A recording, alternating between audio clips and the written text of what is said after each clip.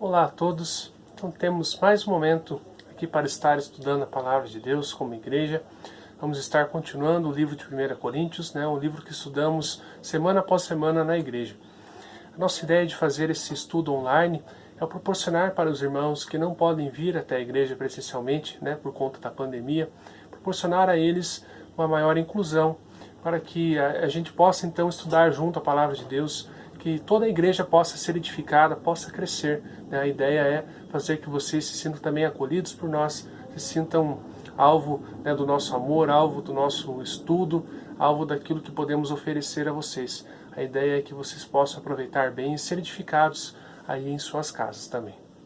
Antes de começarmos então, vamos estar fazendo uma oração, vamos estar pedindo a presença de Deus, a direção dele nesse momento. Deus, agradecemos pela tua palavra, agradecemos por esse livro de 1 Coríntios que temos estudado, agradecemos porque o Senhor deixou ele para nós, para que possamos aprender uma série de coisas que são importantes para nós como igreja. Pedimos a tua ajuda nesse momento, pedimos a tua presença, a tua direção nesse estudo, que saiamos desse estudo sabendo mais sobre aquilo que o Senhor deseja de nós, aquilo que o Senhor espera de nós como igreja. Dedicamos esse estudo ao Senhor e pedimos a tua ajuda, em nome de Jesus. Amém. Então vou estar lendo o texto de 1 Coríntios, no capítulo 6, do versículo 9 até o versículo 11.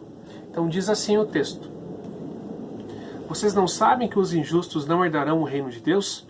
Não se enganem. Aqueles que se envolvem em imoralidade sexual, adoram ídolos, cometem adultério, se entregam a práticas homossexuais, são ladrões, avarentos, bêbados, insultam as pessoas, o exploram, os outros não herdarão o reino de Deus.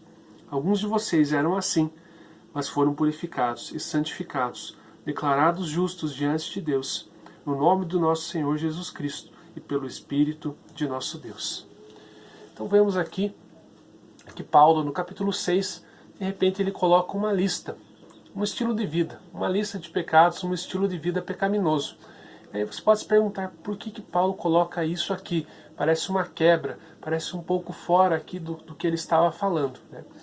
Para nós entendermos então essa passagem que acabamos de ler, precisamos voltar um pouquinho no capítulo 6.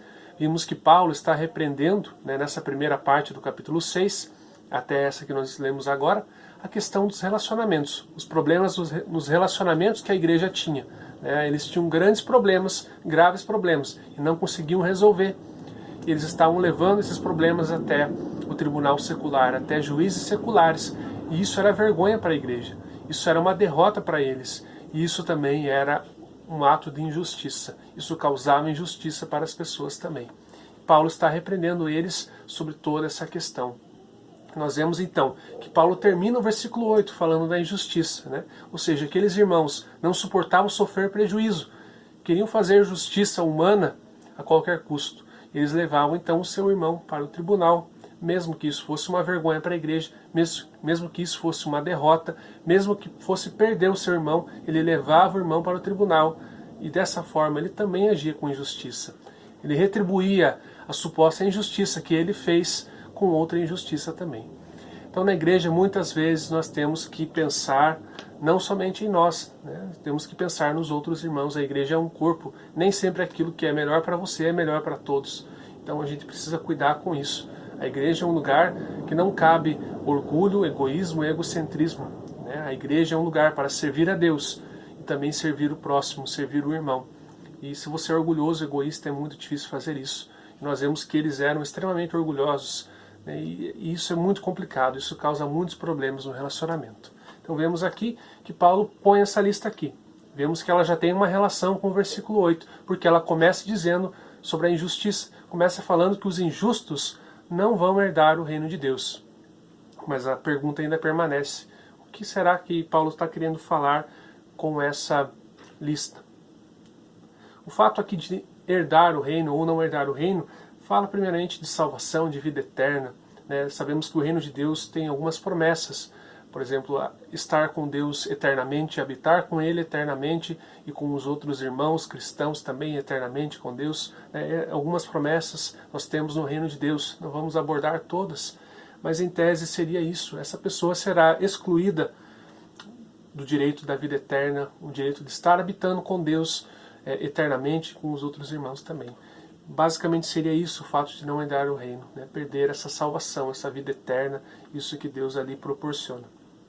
E o que essa lista de pecados nos fala? Da onde que Paulo tirou?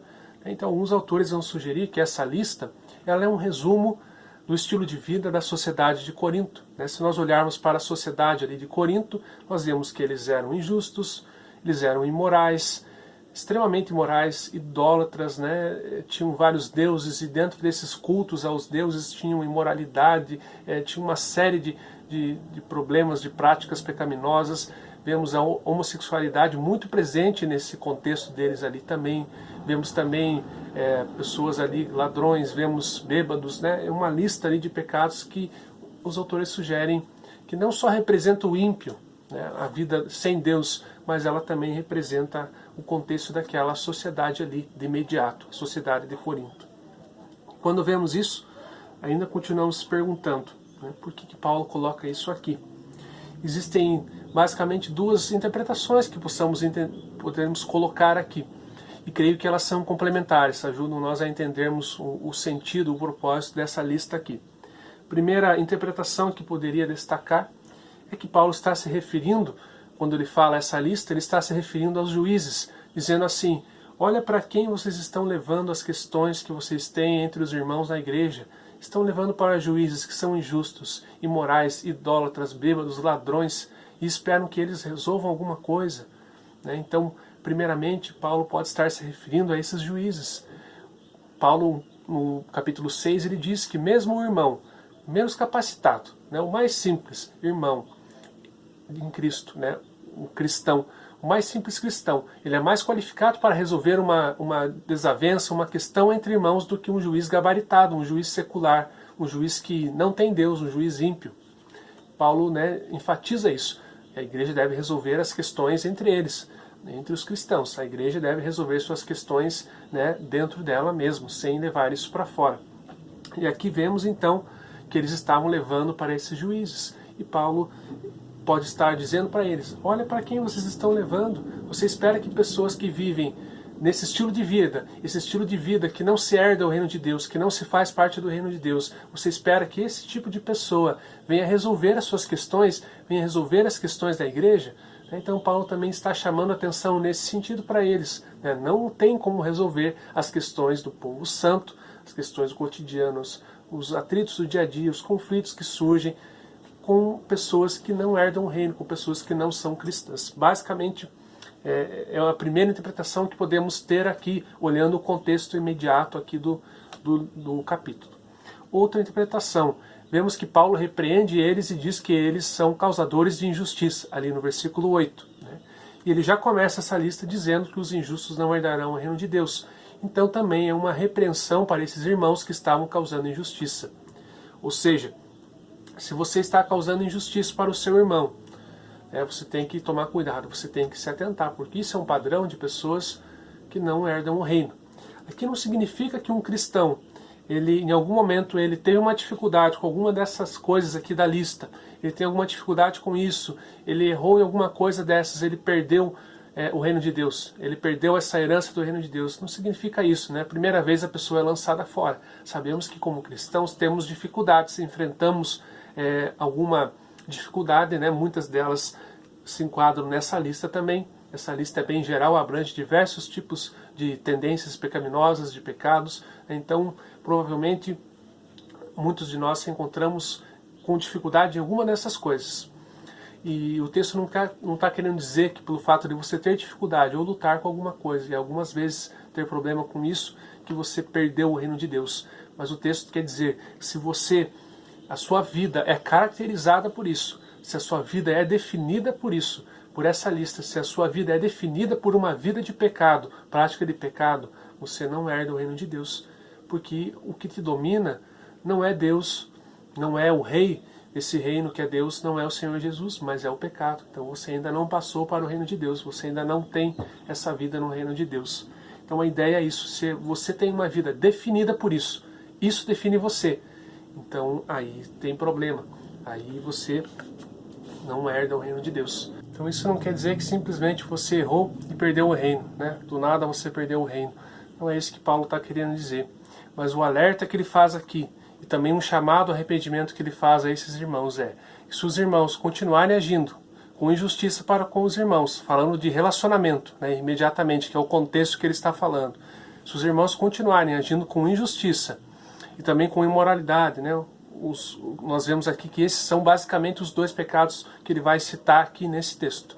Um pecado de modo geral, que é a dificuldade de relacionamento, e também um pecado ali imoral individual de cada um. Então nós vemos aqui que se os irmãos continuarem nesse estilo de vida, prosseguindo nisso, sem lutar contra isso, eles vão chegar a um momento que isso vai ser normal para a vida deles. Vai chegar um momento que a vida deles vai ser caracterizada por isso, caracterizado por esse estilo de vida da sociedade, por esse estilo de vida de pessoas que não herdam o reino. E aí existe um grande problema.